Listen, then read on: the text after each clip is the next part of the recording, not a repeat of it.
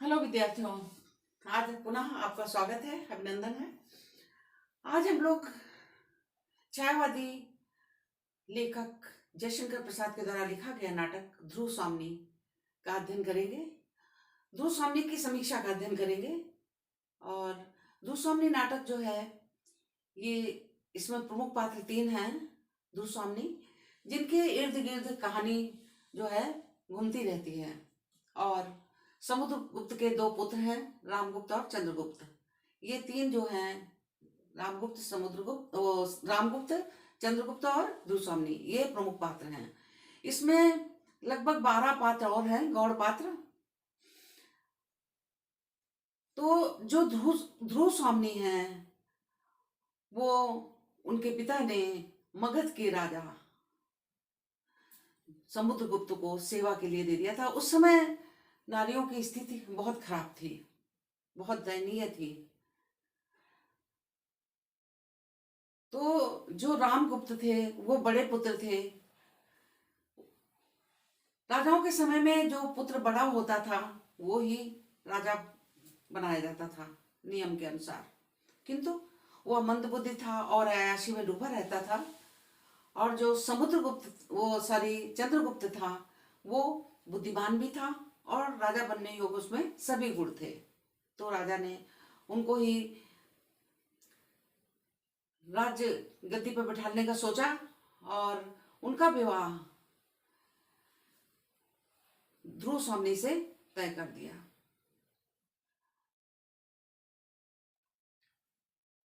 अचानक राजा की मृत्यु हो जाती है और मृत्यु होने से जो रामगुप्त होता है, वो स्वयं गद्दी बैठ जाता है और ध्रुव स्वामिनी से विवाह कर लेता है।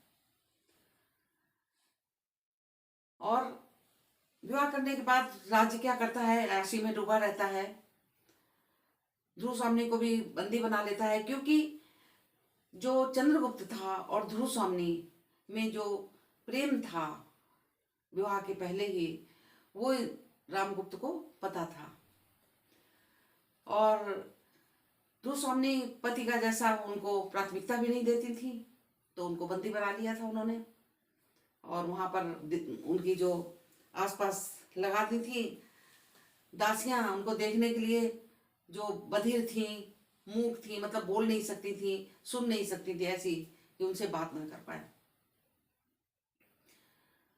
समय चलते शकराज जो होता है, वो शकों के राजा, वो इन पर आक्रमण कर देते हैं। छावनी बाहर दूर लगाते हैं और खबर भेजते हैं, सूचना कि ध्रुव स्वामिनी को उपहार स्वरूप हमें दे दो, नहीं तो युद्ध के लिए तैयार हो जाओ।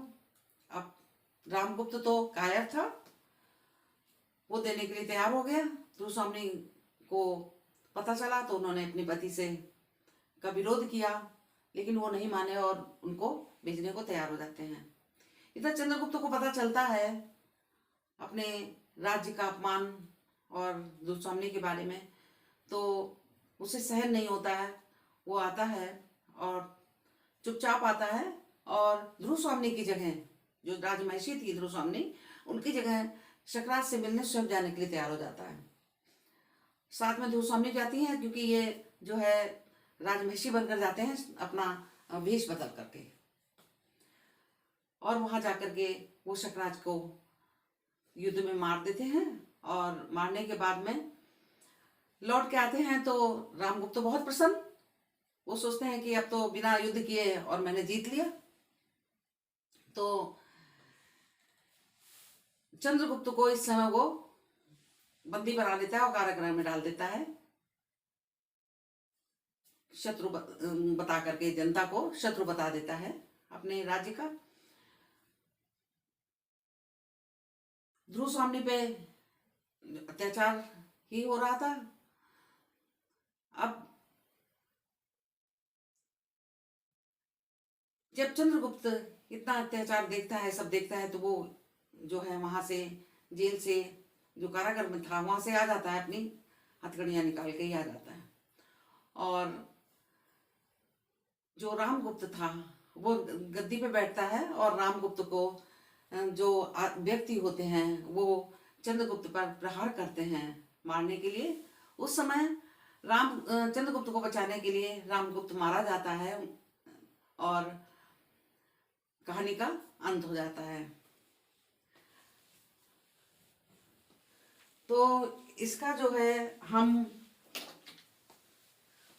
हमने ये कथानक पढ़ा, जो अभी हम पढ़ रहे थे कथानक, एक तत्व था कथानक।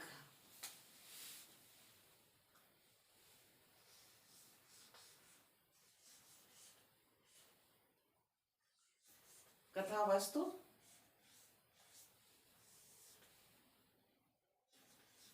अथवा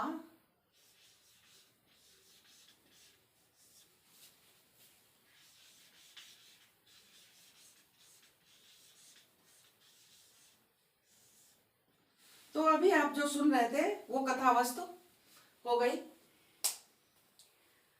क्योंकि हम लोग जो है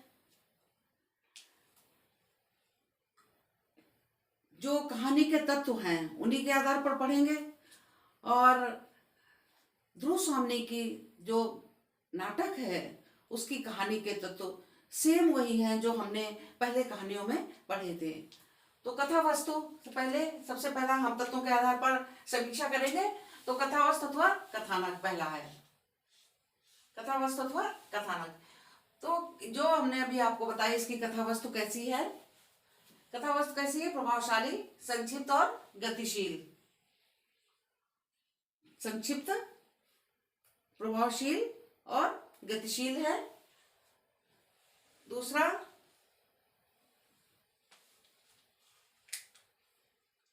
पात्र और उनका चरित्र चित्रण।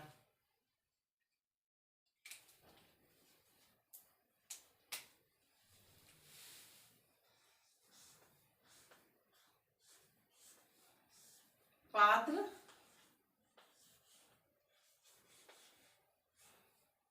उनका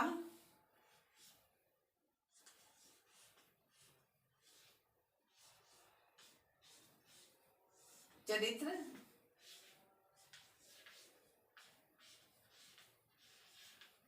चित्रण।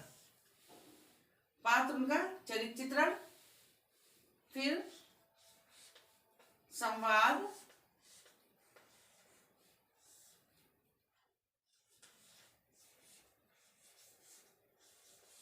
अथवा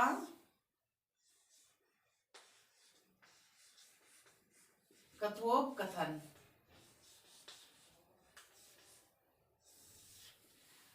अब पात्र और चरित्र चित्रण हमने बताया आपको, अभी जो हम पहले कहानी बता रहे थे इसके पात्र जो हैं कितने हैं? 3 तो प्रमुख हैं, ध्रुव स्वामी, रामगुप्त और चंद्रगुप्त, और 12 जो हैं वो इनके गौड़ पात्र हैं, लगभग 12 गौड़ पात्र हैं इसमें। और जो चरित्र का हमने बताया कि जो रामगुप्त और चंद्रगुप्त में जो फर्क है, रामगुप्त कैसा है? कायर है, मंदबुद्धि है, कोई गुण उसमें राजाओं वाले नहीं है। और जो चंद्रगुप्त था वो वीर था, साहसी था, तीक्ष्ण बुद्धि वाला था, राजनीतिज्ञ भी था, हर तरह से होशियार था, राजा के योग्य था। तो पात्र एवं चरित्र चित्रण के अंतर्गत ये आ जाएगा आपका। दूसरा, संवाद, संवाद और कथोपकथन।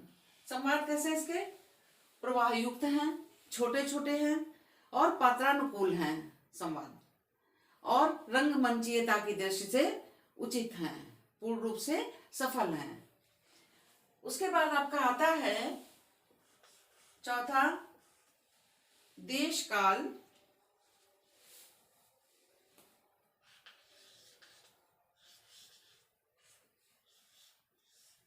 देश काल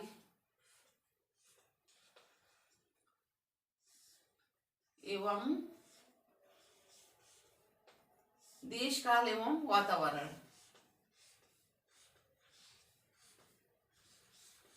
अब इसमें जो है,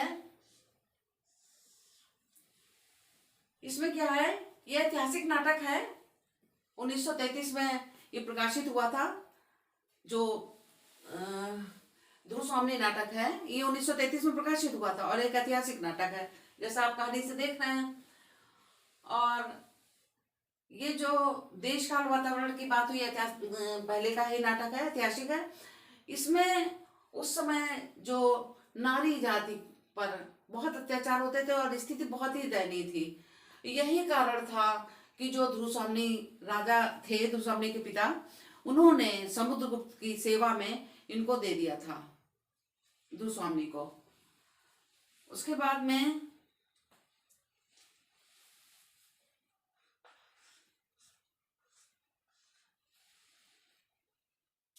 भाषा शैली,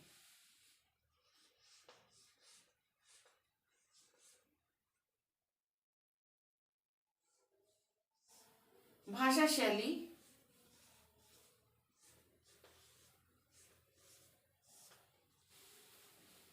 प्रस्तुत नाटक की भाषा सरल सुदृढ़ है,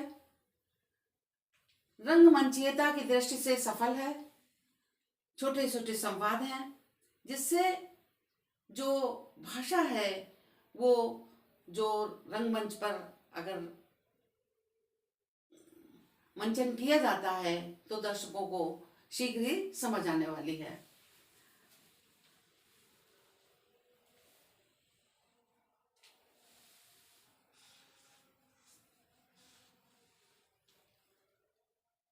अभिनेता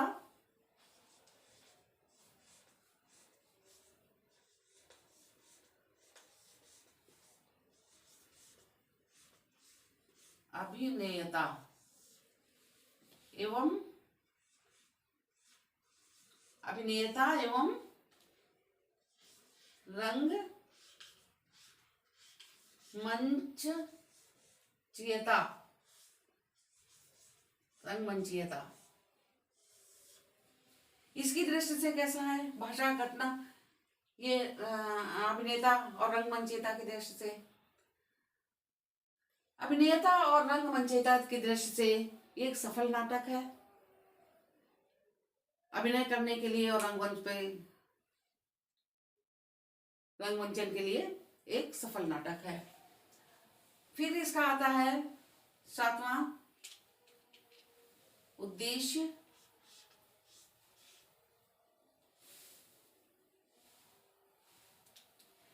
लेखक जो है हर लेखक का, हर रचनाकार का जो उसकी कृति होती है, जो उसकी रचना होती है, उसके प्रति, उसके पीछे उसका उद्देश्य होता है। तो हमने आपको बताया कि उस समय नारी जाति का शोषण होता था, नारी की स्थिति बहुत दयनीय थी। तो लेखक ने नारी की दयनीय स्थिति को उजागर करने के लिए ये नाटक लिखा। आपने खुद जब आप पढ़ेंगे या पढ़ा होगा तो देखेंगे कि पूरी कहानी ध्रुव स्वामी के आसपास ही, इर्द गिर्द ही मंडराती रहती है, वो ही समस्याओं से उलझी रहती है। तो विद्यार्थियों, ये आपका जो तत्व हैं, समीक्षात्मक तत्व हैं, उनके आधार पर आप इस तरह से परीक्षा में समीक्षा करेंगे। इन तत्वों के आधार पर कथा वस्तु अथवा कथानक, पात्र अथवा उनका चरित्र चित्रण, संवाद अथवा कथोपकथन, देश काल एवं वातावरण, शैली, भाषा शैली, अभिनेता एवं रंगमंचीयता,